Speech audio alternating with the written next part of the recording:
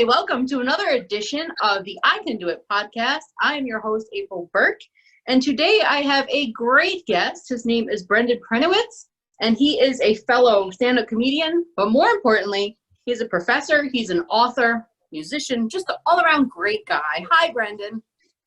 Hey, April. How are you today? I'm doing great. I'm so happy to be on this podcast. Thank you for having me as a guest. I'm so excited. You're welcome. You're welcome. I read your short story and I love it. Let me just back up saying that you're a professor at Grossman College and San Diego Mesa Community College. Did I pronounce that right? You did. I'm impressed. Thanks. Now you're a professor of creative writing? Yeah, I teach composition mainly, but I've also taught creative writing. I've been teaching for 14 years now, which is a long time. And I started teaching at San Diego State when I was going to grad school, and then I graduated and I started teaching at community colleges out here. So I love it. I love my job. I'm so lucky to have this job. That's awesome. That's awesome. Now your short story, Cardboard Salvation, won the Rilla Askew short story, right? It did. I was really excited about winning that contest. I submitted that story to probably 20 or 30 contests, and I think it made it to the semifinals once, and then I got the news that it won, and I was really, really excited about that. Awesome, awesome. In it, you mentioned that your grandmother liked to be called, is it Yaya? Is that how you pronounce it in Greek? Yeah, it would be Yaya in Greek. Oh, okay, yeah. My grandmother wanted to be called Nanny because she also thought that grandma sounded way too old. Like she was a hip old lady. Like she didn't want that at all. And the story is about your grandfather passing. Is that true? Is that like an autobiographical kind of story? No, it's a fictional story. I never knew my grandfather's actually. I mean, there's elements of nonfiction in it, but the story is about a kid whose grandfather is dying from cancer, and he decides he's going to save his grandfather by selling his baseball cards, only to find out that his baseball cards aren't worth that much money. So it's a downer. It's a very sad story. You know, it did make me feel, it made me feel for that kid. Like, oh my God, that's so shitty. Like, and thinking back to like my own disappointments in childhood, it's like, it brought me right back to it. Like, oh my God, I feel so bad for this kid. Mm-hmm. His dreams are just shattered. But shattered. And he's so optimistic and hopeful, and he you know, it's a coming of age story. It's very much a coming of age story where your character goes through a sense of growing up and maturity. Yes, definitely. I actually, when it ended, I was like, oh, come on, I want to see like what happens to this kid. I wanted it to keep going and going. Yeah, I enjoyed writing that story. I wrote it back in grad school. I had my mentor in college. Her name was Joanne Meshery. She helped me with that story a lot. And she always said, you got to send this story out, Bridget, and you have to send it out. And I didn't send it out for a long time until I've been working on a new book. And I've been working on it for a long time, actually. And I'm like, it'd really be good to get a platform now to help this book get where I want it to go. So I've been submitting more stories, and that one won that contest. And I was so happy about that. Yeah, that's awesome. That is awesome. Yeah. Yours is the new book that you're talking about. Is that the one that inspired you to get into stand-up comedy? It is. That book did get, because I wrote the whole book. I spent 3 years writing the book, and I finished it, and I'm like, I don't know anything about stand-up comedy. I don't know nothing. I've been double negative.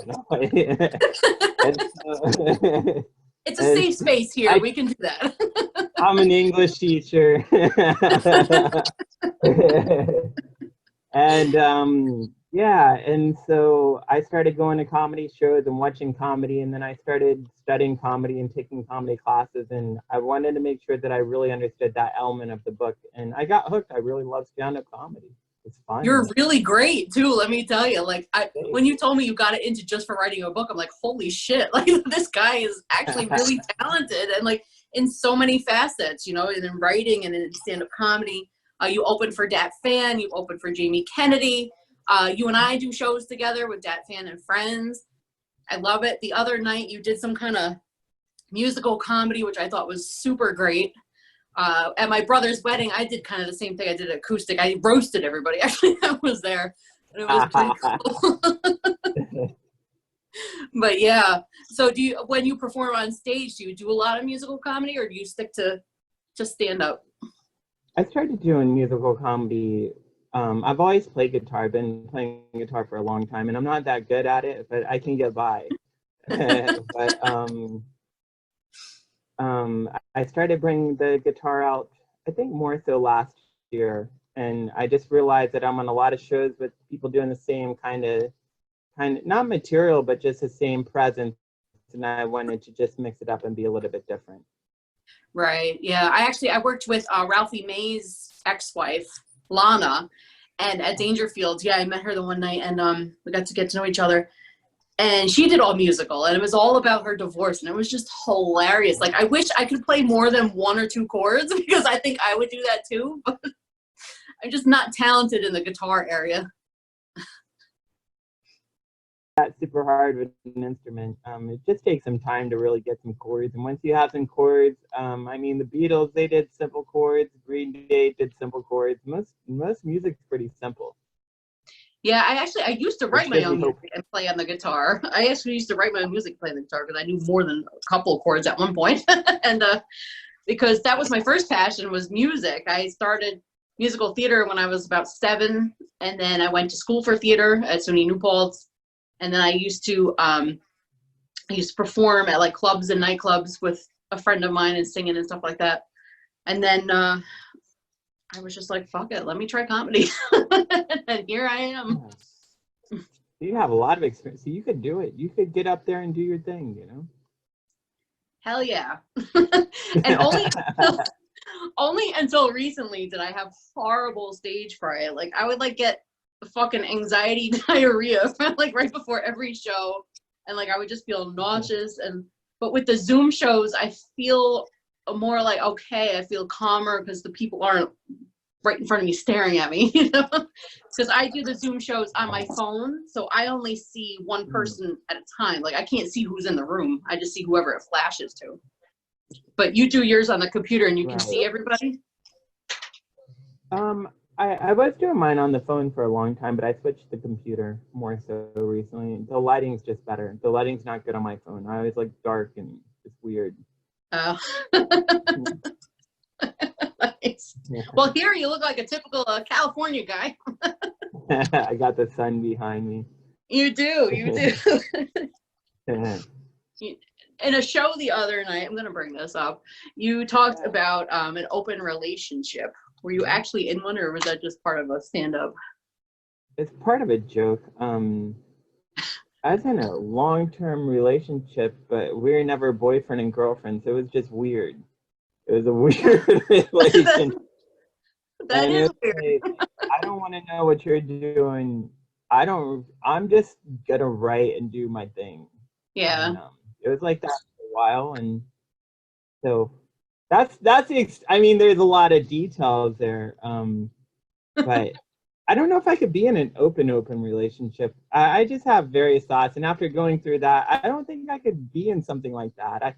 I think, and I don't mean to be cynical or mean, but I think if you want to be with other people, then you should just be single. Just be single. Yes. Oh my. Yes. Yeah. I had two friends that they were married in an open relationship, and it was weird because they would get upset with each other when another person would have sex with another person, but it was like, but that's what you signed up for. So I just don't get it. And like, I haven't had luck in relationships, and I'm always monogamous. I think that's just the people I choose. I think. Yeah, I mean, I'm down to explore and see, try different things, but I just think that's hard. I think that's hard on all the parties involved, and I think that, some people say, well, you can love both your parents. I'm like, very few people can. It's hard to love like one of your parents, let alone two of your parents, Oh so my God, that's true. Metaphor. Yeah. That's so true. As you know, I got a fight with my dad this morning. Like, oh my God. But I think it's because, I don't know, like, I think I may have gotten my bipolar disorder from him because I see some of those qualities in him and it's like, oh shit. Like, but I mean, we have been through a lot, and I don't want to badmouth my father. I mean, he has done great things for me, but it's just been a lot of emotional stuff that has gone on. But yeah, you're right. I totally love my mom. But when I was a kid, I was a daddy's little girl. Oh. Now that I'm an adult, I'm a mommy's girl. Yeah. Yeah. Yeah. You know, it's interesting how we change. And I remember when I was a kid, I'm like, there's no way I'm going to be like my mom and dad ever. I'm going to raise hell. I'm going to be 100% different than them. And one day you wake up and you're like, damn, I worked so hard. I know. I used to make fun of my parents because they'd be in their pajamas. Like, they would get home from work and by like 5:30 they're in their pajamas. And like, I do the same thing now, and it's like, oh my God. Yeah. You put up the good fight for so long. And, yes. Indeed. How old are you, Brendan? I'm 43. I'm old. Really? I don't look old, but I'm old.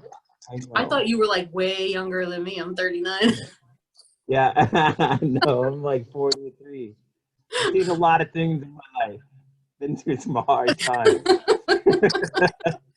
Yeah. Me too. And gladly it doesn't show on our faces. I know. I don't know. We just got lucky, huh? We just got real lucky. We did.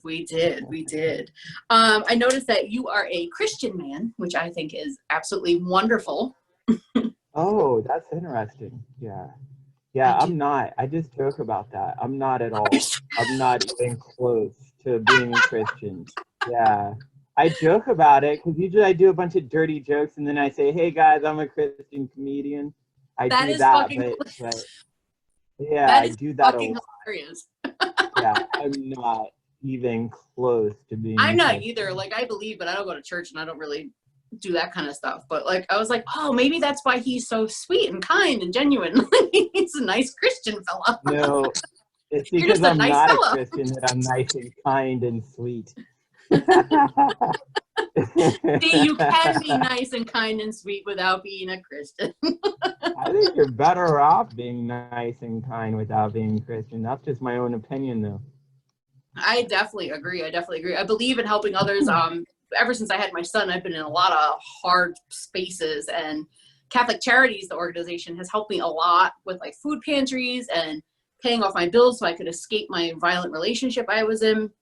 And I like to return it. You know, I like to return the favor and help people in return because I know how it is now to be in a shitty situation and have nobody to turn to. And I think it's great. And don't get me wrong, I think people of faith, I have tremendous respect for them and admiration. And I think the world needs more people trying to do good for our world. I really do. I agree. Definitely now in this time of the freaking apocalypse that's going on. It's crazy. When I had COVID-19, I mean, people treated me like I had the freaking Black Plague. I mean, but luckily I had friends that even people I went to high school with that came and dropped things off for me and things like that. But like my family wouldn't come near me.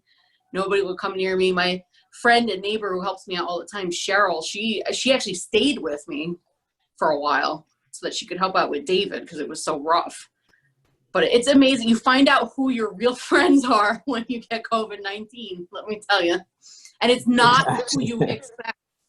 Definitely not who you expect. Yeah, that's like life. Anytime you're going through hard times, you really find out who your friends are. Yeah. Sometimes you have to just pretend you're going through dark times just as a litmus test for your friendship, you know? Yeah, definitely. I'm just kidding. You shouldn't do that, but it's tempting. It was a good thought. Who's my ride or die? Yes. And Cheryl is my ride or die. I'm not a lesbian, but I'm thinking about proposing to her because she's been there for everything. It's good to have people like that in your life, though, who are there for you in the good times and the bad times. So they're genuine people. Definitely. Now, since you're single, do you go on any of those kind of crazy dating apps or sites like that? I've done dating apps a couple times. I don't like dating apps. I like to meet people in person. But it's hard now because everybody has masks, so it's awkward. I'm always seeing somebody, like I'm always seeing somebody in my life. So I've Yeah. been seeing a girl for a while, and we started seeing each other during quarantine. So. But I have tried online dating in the past, and I don't know, I just don't like it. I just think people lie. They're like, "Hey, I like hiking," and then you're like, "Hey, let's go hiking." Like, nah, I just wrote that on my profile. But they show up to your house and like, "What happened on the ride here? Like you don't look like this person." Yeah, the picture does not match the person. Yes, I've had that Yeah, happen. and I mean, people can lie in real life too. I mean, people can lie in real time. You know, I say that I'm a professional baseball player to meet women, but I'm just I don't do that. I'm joking. But I mean, you can lie in real time. I mean, there's that too. But I don't know. I just like I like to talk to people. I like the interaction. I like to be present, and it's so hard to be present when you're typing. Not that I can't, but I just don't like that form. Yeah, and you can't tell people's tones either. Like somebody could be joking with you and you take it seriously. It's like, what the fuck did you just say to me? Like, it's crazy. And then for us women, like the dudes, they automatically just send dick pics. Like we want to see them. Right. Yeah, just like a plethora, just like nonstop. Like, come Yes. on. I was on the Howard Stern show back in 2016, and oh my God, I got so many videos and messages and pictures. Like, ew, no. You know me, I'm usually filthy in my comedy, and I think that attracts like the creeps in.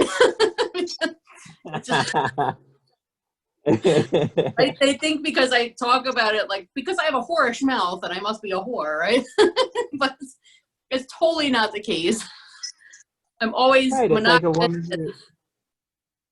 it's like a woman who dresses, you know, in a suggestive outfit doesn't mean she's that type of person, you know.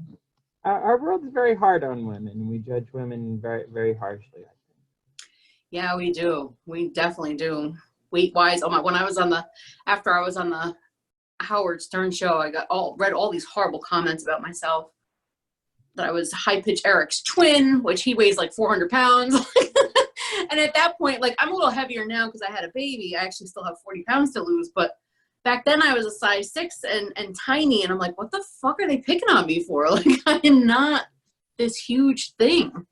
But it just people, when you get attention like that, all the freaking people that I hate to say haters because I hate that word, but like they just all come piling in, and it's just horrible.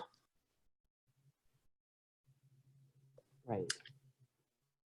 Yeah. Now, Haters are out there. I think there's like excess of haters now with like everything that's going on in their country. People just wake up looking to hate.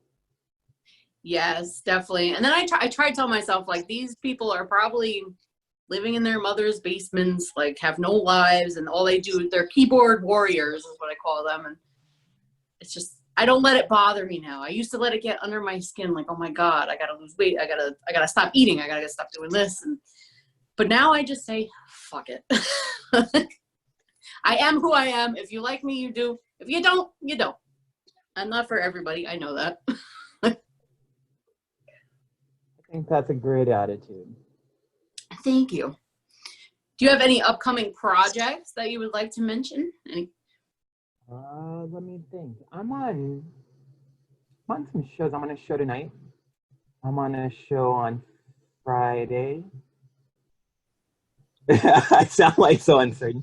I love God's not gonna get that guy. He's like, he doesn't even know what he's doing. I'm doing some shows next couple weeks. Yeah, I have quite a few shows coming up, and then my mom and dad are coming out next week, and then we're gonna go on a road trip. We're gonna go up to Wyoming, Montana. We're gonna go to the national parks. that is awesome. In the MIA for a little bit, which is gonna be nice. Yeah, that will be a nice break, definitely. Now, your father was in the military. He's retired now? Yeah, he's retired. He served 21 years in the military. So I grew up an Army brat. We were moving all the time. Oh, wow. That had to be tough because you probably really can't make any friends, right? Yeah, it was challenging because I mean, as soon as you get to know somebody, it's time to pack up and go. And I mean, that's the downside. But the positive side is you get to meet so many different people and you get to go to so many cities that people will never be able to see in their lifetime. And I mean, that's the golden part about it. You know, those were the Yeah. rich experiences. I think it makes you closer as a family too, because Yeah, you have each other. I could see that. Definitely, definitely. Now, is your mother a stay-at-home mom, or did she work? Because that's got to be tough with her too, right? Moving around all the time.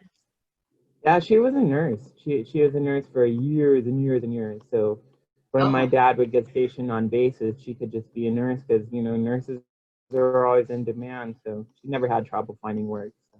oh, that's great. Yeah, that's a perfect profession for that. Yeah, For the it moving was a good around. one. Yeah, that's great. She's probably retired too by now. Yeah, they're both retired. They live in Pennsylvania, around Pittsburgh. Probably about an hour out of Pittsburgh. Oh, okay. Any crazy wild experiences in your military moves? Let me think. I had a lot of cool experiences. My dad, whenever we were living in Europe, I do have a couple of really cool experiences. My dad, he had this VW like van, and we would just pile in it and drive. We'd just drive around Europe, and so I got a lot of cool experiences that way. I lived in Germany when the Berlin Wall came down. So that was pretty cool. Oh, wow, that is really interesting. I was in middle school, I think, so I was still old enough to know what was happening, and you know, and it was cool because I mean, you're driving around on the autobahn, and pretty soon you see these cars that look like they're from the 1950s, and they're honking their horns, and they're from East Germany, and everybody was just super happy. So that was one of my favorite experiences in the military. That was. And you were born in Greece? I was born in Athens, yes. Oh, wow, Athens. Right. Yeah. And I don't remember a lot of Athens because I left there when I was 3. But Oh, funny story is I was supposed to be there. I was supposed to, yeah, I would have, we booked the trip. We were going to be there the first 2 weeks of June, but we had to cancel it. ah. I've never been back, and my parents are getting older, and we're like, let's go to Greece this summer. Let's go.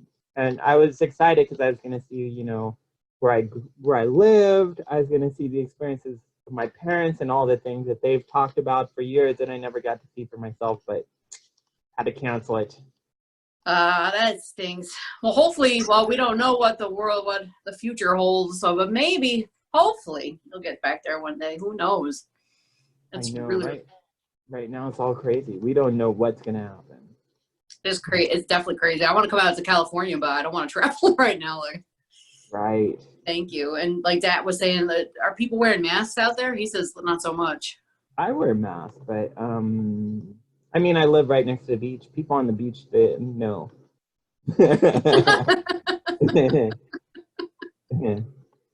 Yeah, some people here wear them, and then some people make it political. Like, oh, Trump says we can't wear one, so we shouldn't wear one, so let's not wear one. And then they kind of look at you like you're weird for wearing one. But like, I had COVID-19, and I don't know if I'm a carrier, so I definitely wear a mask because I don't want to spread it to others. And then I don't know if I'm immune, so I don't want to get it again either. So like, just wear the fucking mask, people. Like, Yeah, it's not that hard. Just put on a mask, you know, just you're doing yourself a favor, you're doing other people a favor. It's not that hard. It's very simple. An easy request. exactly. Are you going to be on any Dat fan shows soon? I love when we're I, on together. I know we've had such a good time. I'm going to request to be on one next week, and then, like I said, I'm going to be gone for 2 weeks.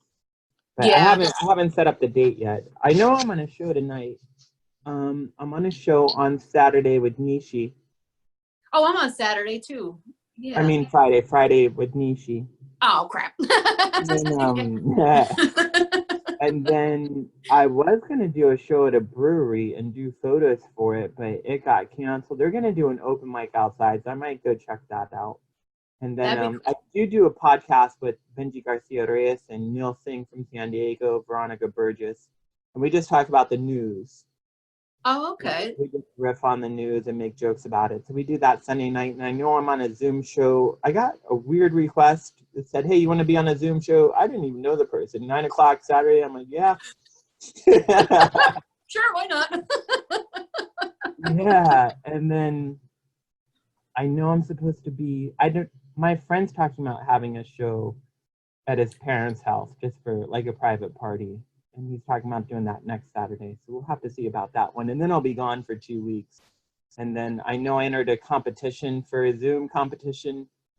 And I've been trying to do as many Zoom shows as I can just to stay in the game. And when I do the DAT shows, a lot of times I always try to do new stuff. And I've been working on a lot. I've been writing a lot. I've been just trying to use this quarantine to write. And usually when I'm on the DAT shows, I treat it like an open mic, and I'm just trying out material, see what hits, see what doesn't hit. Yeah, I've done that too. Like, let me just, why not, right? Like, Yeah. really, so far there's not, but he's going to let audiences in, but there's not really so many right now. So it's like, do whatever you want. But he does have the corporate people coming in. So last night I did a clean set, and I feel weird doing clean because I'm so used to dirty. It just doesn't feel right. But Yeah. I did a tryout with that last summer. It was at Fourth Wall, and we had to be clean, and they had so many book shows. He said, you have to be clean, and I did 15 minutes clean, so he knows I can do clean. Doesn't mean that I'll get on one of those shows, but we'll see, you know? I think it'd be fun. I think it would be too. It'd be kind of cool to do a corporate show. Like, I think I would get to like know the company and make jokes off of that. I mean, that sounds kind of cheesy, but like, do they really want to hear about my 2-year-old son? And like, I don't know. I did a show for the troops last year on an army base, and I had to be super clean for that. I mean, I can be clean when I need to. Yeah, me too. It's just not as fun. Yeah, it's different. You feel like, depending on who you are, some people feel like they're not themselves. Yeah, that's how I feel. Like, I can turn anything sexual. I mean, I'm watching Mickey Mouse with my son, and Mickey today goes, let's go searching for the triangle bush. I'm like, oh my God. Do people not notice this stuff? Right, that's funny. And then like on another show, he's like, let's go look for my balls. And it's like, whoa, Mickey. Whoa. Yeah. Right. Yeah, Disney's pretty dirty though, you know? They have all kinds of innuendos thrown in there. Yeah, they sure do. When you look at the stuff that they say like is in the sky and in the background and stuff. Yeah, they're like a Blu-rated kids show. And I don't think I could ever be an actor on one of those shows because they always look like they're hopped up on crack or something. Like, I don't know what they give them, but it's like they're just a little too happy. That's what I think. Like they gave him Prozac or something. Like yeah. Like, I wish my Wellbutrin had that effect on me. Me too.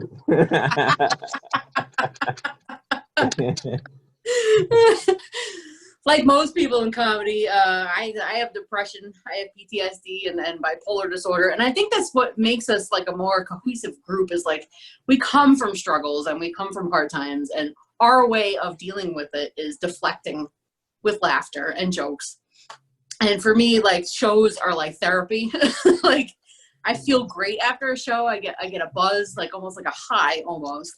And it doesn't last long, but it feels amazing. And when people come up to me after shows and say, hey, I went through the same type of thing and it was great hearing you talk about it, that's what makes me feel good.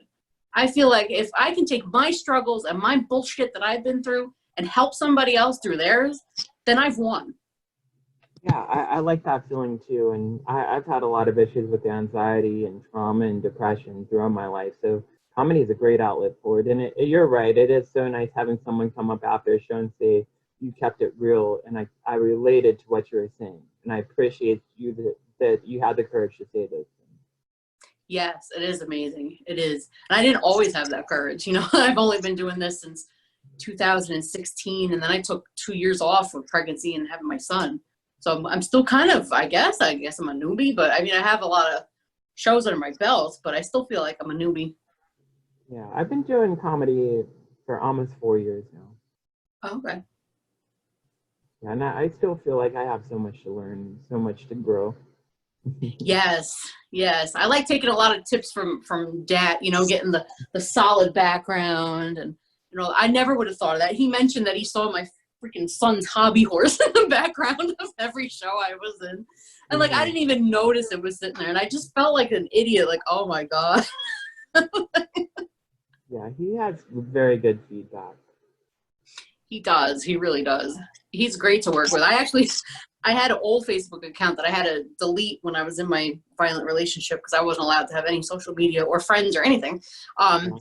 And so I requested him again, and he automatically sent me a message saying, "Hey, I'm doing these shows. You want to be on?" And I'm like, "Sure." And he's like, he mentioned it one day during a show, like, "That's so creepy. Like, I messaged you, and then it's even creepier that you responded." I know he's been working really, really hard on these shows, and it's good to see, you know, also speaking, encourage people who are still putting themselves out there and trying to pave the way for other comedians in the process and being open to doing things different. I think that's the key to survival is adapting. It is definitely. And I've learned, like me, I always promote other comedians. I support them in things. And you notice like the people that don't are the ones that really don't last. they, they really don't. Although I did have the pleasure, well, maybe not so pleasure, of meeting Jerry Seinfeld Wow. twice. Yeah, once up here in Albany and once at Dangerfield. He's kind of, I don't want to say arrogant, but he's very sarcastic, so he comes across as very arrogant.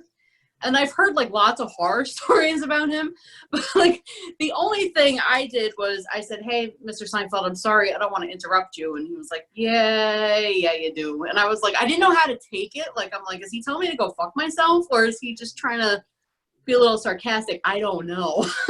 but but there was a young comedian, I think, that asked for a picture with him at Dangerfields, and he just said, "I don't do that." And it's like, ooh, maybe you should. Like, I think, like, I never want to forget my roots and where I came from, and always helping younger and newer comedians. I always want to do that. I just think you can't get lost in it. That's for me. I think I think comedians are not always the easiest community to work with, but I think that it's the people who need the most community and reaching out and networking. Yes, definitely. And like always idolized Jerry because I loved Seinfeld. That was like my favorite show of all time. I still can watch it and recite the lines as I'm watching it. It's great. And you know, maybe that's just the way he protects himself from other people entering his space. You know, it could be anything. I don't think he's an asshole. I don't think he's a prick. I just think he just doesn't like bringing people in like that. And I understand that because I used to have really bad social anxiety and like I wouldn't talk to people either. But you know, now I'm a lot more open. But I totally understand him because I've heard him on Howard Stern and like, you know, they're very close and very buddy and you see a whole different side of him. Like, wow, he is kind, he is sweet. And it's just like, that's not what you see when you meet him. Yeah, he's probably met so many people that he's probably like, ah. Yeah, I'm sure. He's probably like, oh, here's another one. Like, he probably just wants to leave or go to the bathroom or go and eat or something, and people just constantly come at him, I'm sure. I watched his last special. It was good. I really enjoyed it. And I mean, he's married. He has kids now and things. So Yeah, his last special was great. I love his stuff. And there's a lot of comedians that put him down, but you know what? I think he's great because he keeps it clean all the time. And that's not easy. no, Not easy at all. I don't think I've ever heard him swear. I don't think I have. no, he doesn't. He's very clean and he's a great writer. He's technical. He is. Do you have any comedic inspirations? Like at nighttime, I have found George Carlin, and now I listen to him every night as I fall asleep, and I think he's fantastic. Has anybody inspired you? I always like Bill Burr.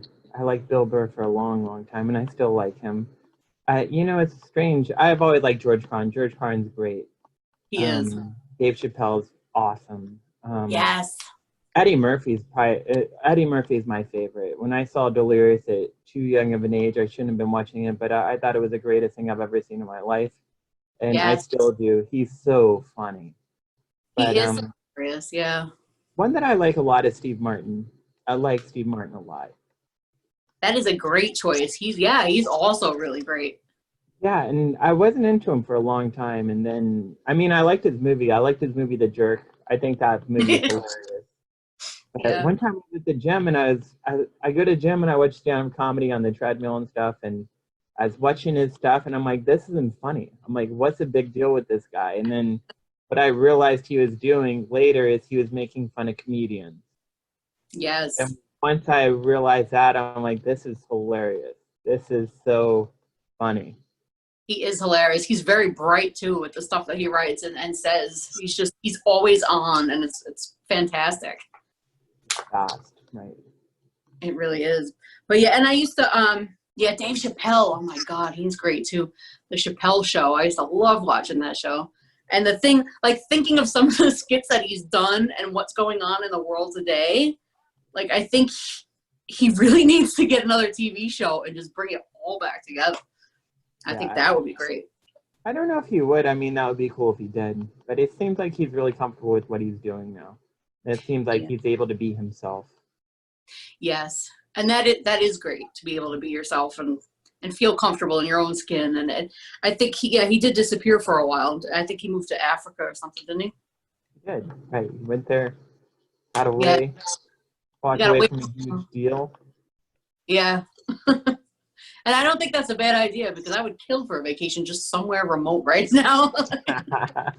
Get me out of here. Yeah, I know. We've been so locked up. It's been crazy. It has been crazy. Now, where can we find you on social media? What are your tags? I'm on Facebook, first name, last name. I'm also on Instagram, my last name. I should really change it. I just haven't. I should change it, make it easier. But you know what? Once you type in my name, I'm pretty easy to find. Yes. And actually on Zoom here, it'll actually type out your name so people can read it, so they can look you up. And when I first saw your name, I was like, holy fuck, how do you pronounce that? But as soon as I heard it, then it's easy. It's really, really easy.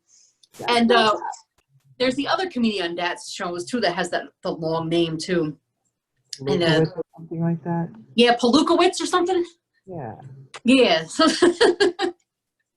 Now I kept my married name. Burke is my married name because Beyer is my maiden name, but it's spelled Beyer, and everybody pronounces it Bayer. Oh.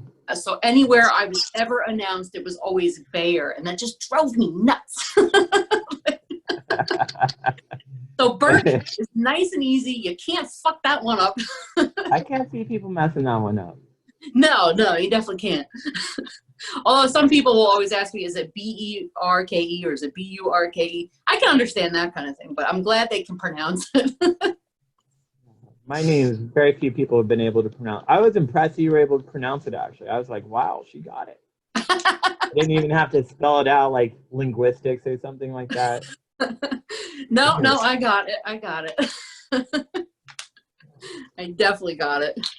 Well, I think we could wrap this up. You've been a great guest. I enjoy having you. I can't wait to work with you again on Dat Fan and Friends. And hopefully when I come to California, maybe we can collaborate on something. That'd be fantastic. That would be so much fun. And if you're in San Diego, absolutely. I know all the places you should go to and all the places you should not. Awesome. And if you ever make your way to New York, I can do the same exact thing for you. Love it. Love it. Thank you for joining me. Have a great night.